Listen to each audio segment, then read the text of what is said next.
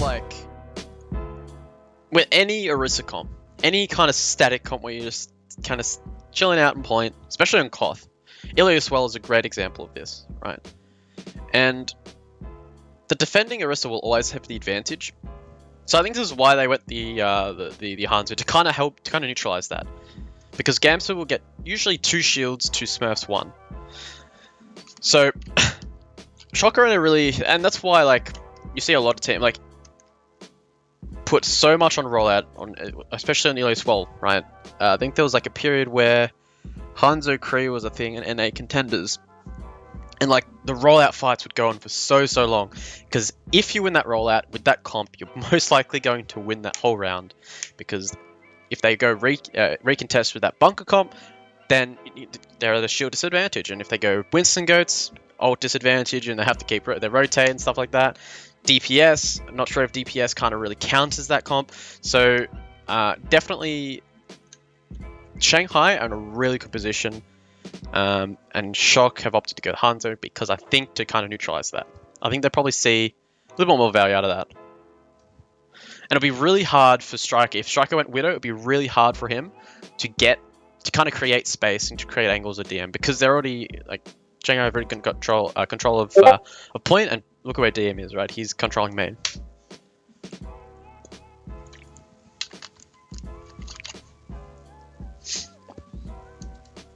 Them just kind of pops. Like what can Architect do here?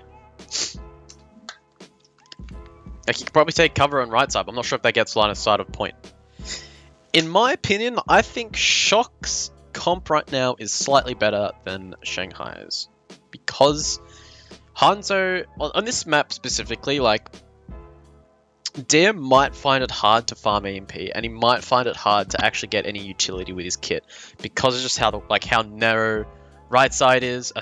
One Sonic going at the middle can get the whole thing. Left side as well. It's very close and main. So Striker should get the best of DM here. And that's why you do definitely see Hanzo Goats, is when their Sombra has EMP, having the scouting of potential from the Sonic Arrow allows you to make plays around it.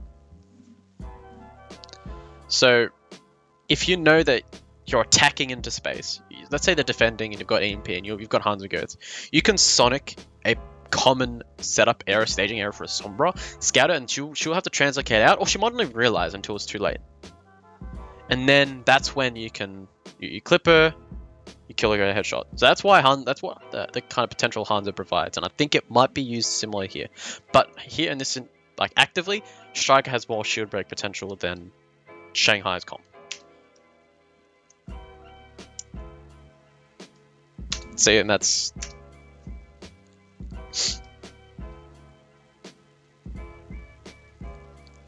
for Strikers playing with fire.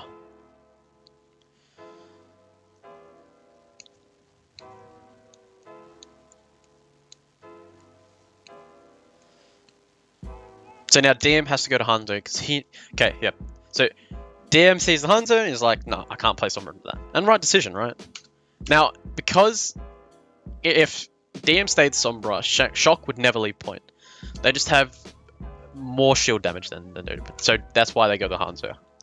But see how the Pharahs are like wanting to control this side of the map. They probably have set, obviously in different maps, they probably have the most optimal place for a Pharah to be.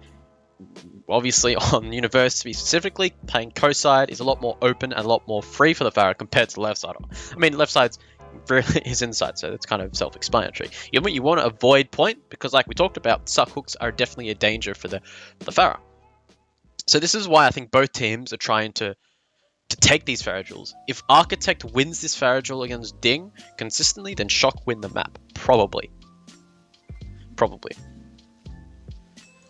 And it'll be the same thing if both teams are running Widow on this map, and the Widows were controlling left side. If DM or Striker in this case would win that Pharah duel, that Widow duel, then all of a sudden they can go on the flanks, they can open up an angle and put a lot more pressure onto the other team.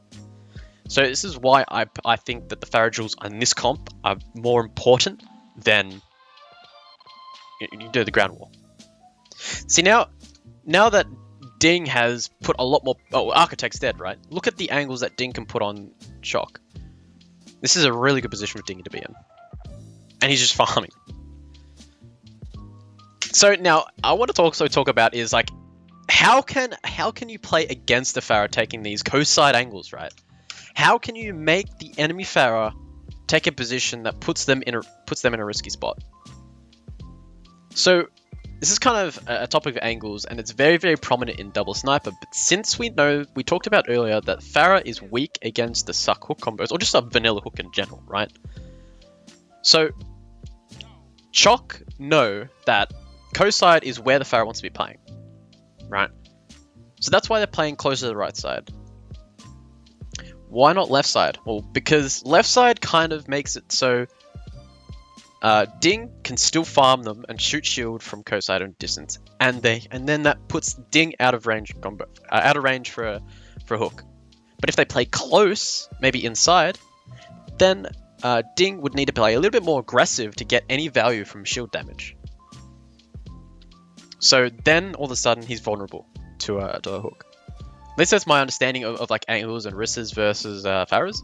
And I think that's why on most maps, such as Paris, I think Pharah into a hog Orisa can be bad. Can be? Keyword is can. Because you can just get farmed in the air by suck hooks. I think this was the clip. This is a clip that finished the map. Yes, this is it. Where Architect won the duel pretty convincingly and then just went aggressive. Again, tanks are dueling on point. Pharahs are dueling themselves.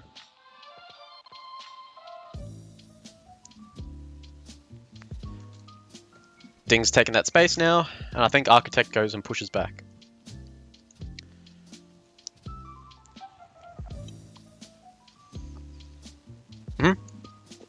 Ding's down.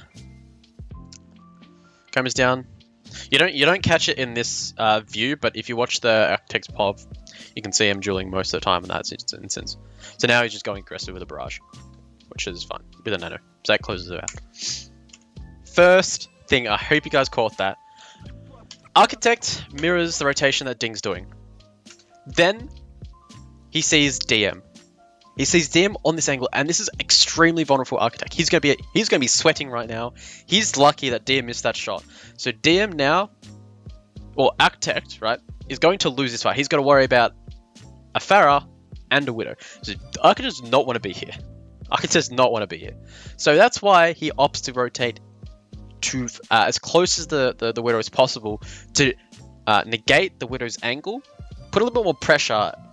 Because when DM sees that rotation, DM's going to be like, oh crap, I can't stay here any longer, I've got to rotate. And that's exactly what DM does. He tries to open up the angle again. So they're clearly just playing like Ring the Rosie, right? Like in a circular motion. And this is why Koth is extremely hard for a lot of teams. This is the problem that Legacy have. Legacy have a problem on Koth. There's 0% win rate because they're not familiar with how you want to be rotating Koth.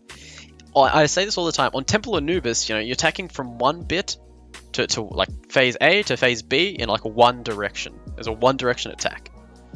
But in Koth, especially City Center, there's literally, let's get a better view of this. I think let's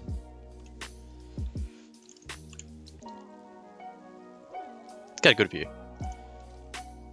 So this will do. It's literally a circle, which means this whole area is available for the enemies to rotate to and take. So if your backline, so in this instance, the Ana, then if you don't rotate that, you're going to get exposed, especially when you're versing a Widow and a Pharah, which relies on angles.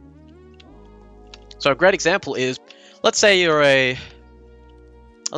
team. And you literally just sit on point, right? And you don't rotate, which is something you could be doing on, let's say, a Anubis A, like I talk about. When you're sitting on platform, you don't need to rotate, you're just applying pressure. You can slowly push forward. You can slowly push forward here only to an extent. But as soon as their Widow decides to take right side or road side, that means they're exposed in the backline, and that means you need to respond with a rotation of your own. You've got to be very, very dynamic on Koth. That's why you can't be sitting in one position. And this is a great example. What we're seeing here is we're seeing a rotation game between Architect, DM, and the Pharah, and obviously the tanks as well. So you see Shanghai Dragons are pushing right side, Shock are responding through right side to flush out DM as well. DM's going to be rotating again, and Ding's pushing this angle. So it's literally like a circle. It literally is. If you look at a bird's eye view, you'll see the circular motion. But let's see who wins and why.